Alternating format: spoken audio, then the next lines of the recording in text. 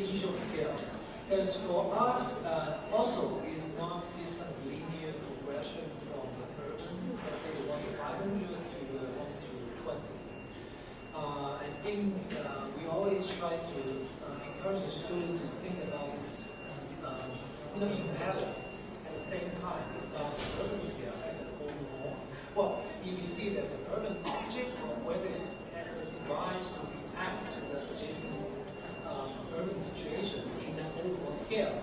But at the same time, they are, while making those, let's say, the massing models, but at the same time, they zoom in on the scale of 1 to 50, whether it was typo, view, or whether they are doing this sort of partial ISO drawings in order to really look at how people use the space.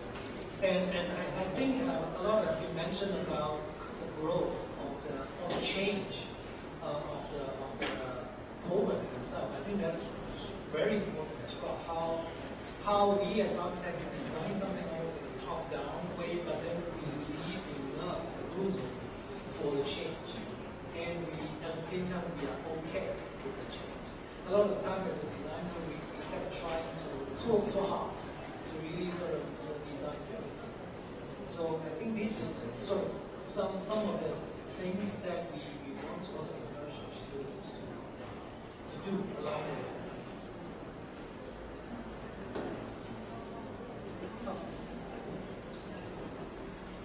It was great. You mentioned utopia, you mentioned dreaming, you mentioned experience. I feel like all of these things, in some ways, we share a lot. Because as teachers, we want you to dream of this. Actually, not just a bit, because a lot, right?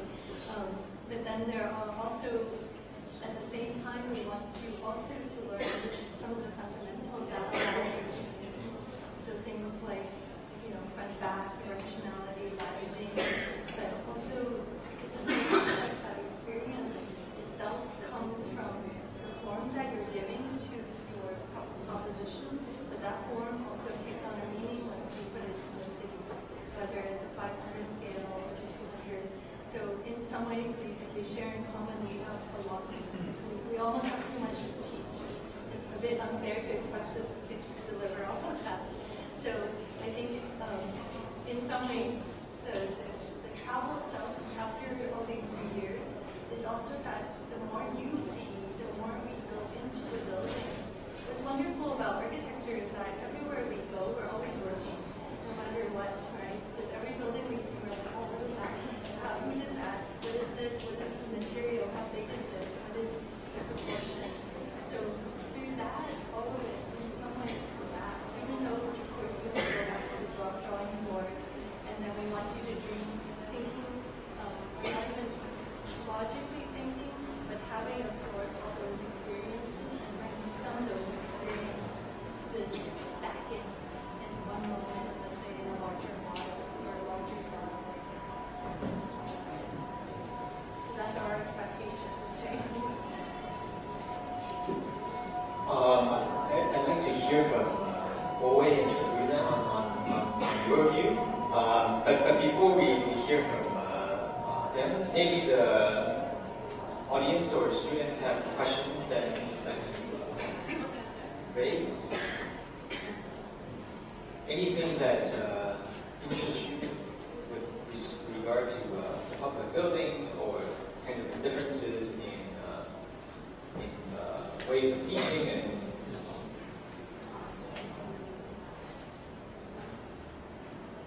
anybody?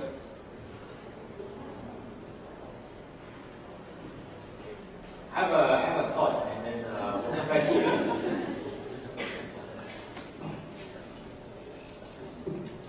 For the public building or public space for this issue, I cannot address too much in education system because I want to share more about my observation and practice experience because my practice in urban design and architecture.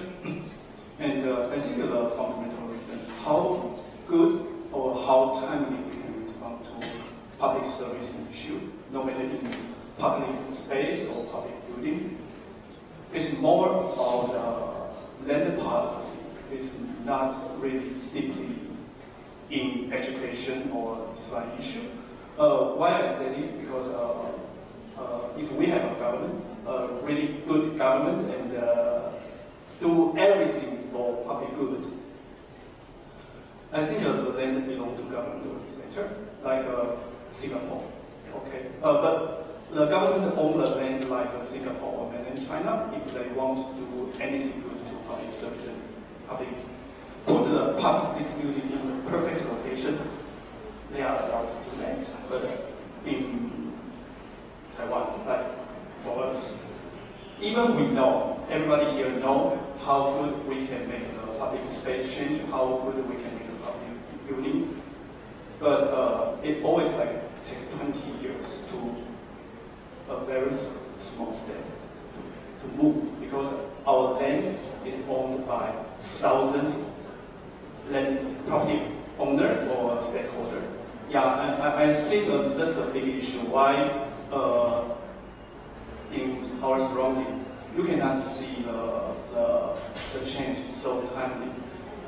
In many cases, we know, okay, the times change, the urban needs change, the public space needs change. We need a new public building, but we always can do it on time. We always have like 20 years. That's my sharing from practice. Yeah. So I think the fundamental issue is the land policy. No, land policy, not government. Land policy, and I think our land policy is quite different in the very, very beginning when we explain. But I guess one can argue that that is always the same. Architects play their role as a very responsible of the process. You got the planner, you got the policymakers, and okay, you get this product of land, and then you do it this way. So in a way, it is kind of similar, but here maybe more contested ownership of the boundaries within boundaries. But it is that our power is kind of limited. Another question is, I don't know what's the land policy in Hong Kong now. It's all by. Worse than in Taiwan, actually. Because that's why I think the dreaming part is very important. Because of course, our own education is now coming back to us, and our teachers and our teachers' teachers. There's this aspirational aspect about architects. So architects were able to, after the war, intervene, be it in the government boards, be part of that process, even in the land policies, etc., in the name of public good. But of course, that role has been diminishing, especially since the 80s, and I ran into globalization. So of course, in the end, the architects become decorators. But of course, we dream that we're not decorators because we don't think we are, right? And we don't want you to at least resign yourself to becoming decorators, especially in Hong Kong. So this idea of agency, that our knowledge is so relevant that we can save the world. We're not doctors, we won't kill anybody unless our structure falls or something. But a good space, nobody will complain if it's a good space, but if it's not good, then everybody knows, right? We already saw the underground street, what is it called? Road, it failed. But to any architect, they say, oh, of course, look, you have wonderful public space outside, why would you do this? Why would you even do this? Right? So we have knowledge nobody else, not the planners, not even the real estate people have. But we need to know these other aspects, of course, that we dominate.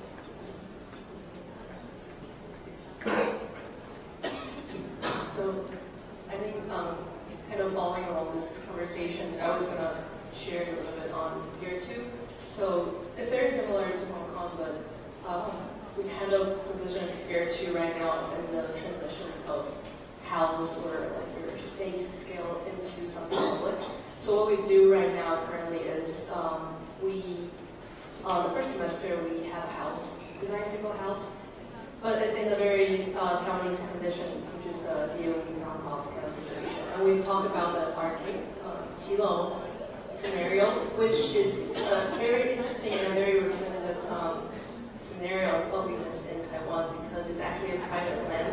but you're forced to open up for sidewalk for public to walk on. But you'll see a lot of situations, right? If you guys walk around in Taiwan or in Hainan, you'll notice, oh, it's not continuous, right? Why do you have so many steps? Why is something being occupied by vendors? Because it's actually privately owned, and the government's trying to police it into a continuous stroller-friendly experience for foreigners or for friends or people walking in the city, be more feel happier, right? And so in the house project, single-family house, we sometimes deal with the qilo scenario, but it's very tricky because it is my land. How do you want to connect with the street? What do you want to represent? What do you want to share with the public? And then from that small scale moment, and the next semester this semester later on we'll have something. For example, last year we had a corner dormitory of the campus. We probably didn't walk that far today, but that was an old dormitory, and there has been proposals about opening up, demolish half of the building and make public use. So something educational, public, museum, combine any kind of program that could be within the campus land, so it's still owned by the university, but you do something to the public. But then I think something, maybe it's my own curiosity to hear from everyone is, to me, the bottom line about publicness is the ownership and responsibility. So for example, I think this department is very open. Our door is basically 24/7.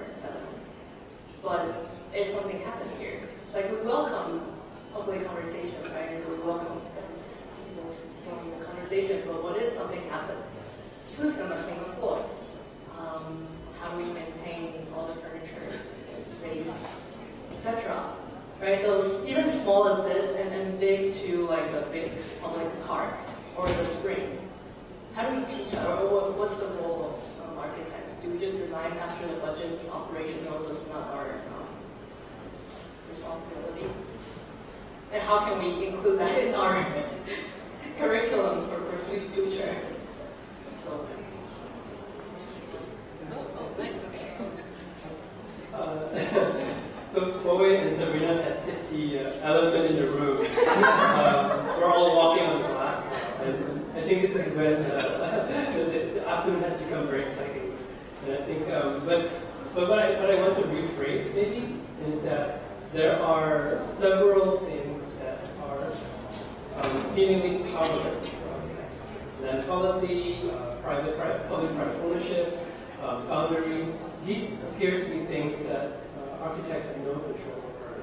And oftentimes, as educators, as architects, practitioners, or whatnot, we would say, this is where we draw the line, we don't do anything about it, that's it. But then it's also maybe upon us as educators to teach students to talk the language of real estate people, to talk the language of financiers, to talk the language of housing people and people on the street. And this is the thing that I think educators all over the world, not just here in Taiwan and Hong Kong, but everywhere, where it is where we don't do it. Where I think we don't get students out there to talk like lawyers or anyone else, people whom they would actually serve or work with or collaborate with. It becomes a language of aliens talking to each other. That is often the case. And in the case of specific to Taiwan, I think the successful projects are the ones where architects can become mediators. They can talk to government officials who have no design background. They can talk to people on the street who then have very small but very valid concerns. And I think that's where, if you were to say, at least specific to Taiwan, if you were to work with, say, private owners of homes who would have, let's say, share a block with 20 owners, and urban regeneration is one avenue where such a thing is important, then people would work together in a quasi-democratic way, and then get things up. Is it fast? No, but is it the most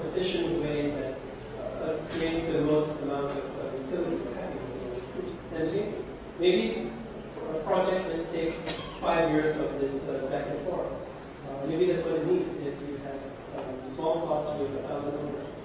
And but this would be in contrast to say where I'm from Malaysia. In Malaysia, we do have eminent domain as a thing where you own those homes, and is that good? Yeah, we have twin towers and we have all these things, but does that create the most competitors? I don't know. Do they get housed to nice condos and all that? Yes. But is that the, let's say, the most equitable way? So I think these are questions that I think students, or I wish students can learn from or pick up before they graduate bachelor's level. But I also know that's quite difficult because they do know how to, they do have to learn about plans and everything else. So that is my personal challenge to teach students these things on top of technical things to prepare them for the interview. Thank you, but these are very good. Let's bring out the relevance. Well, I think this is a good wrap up for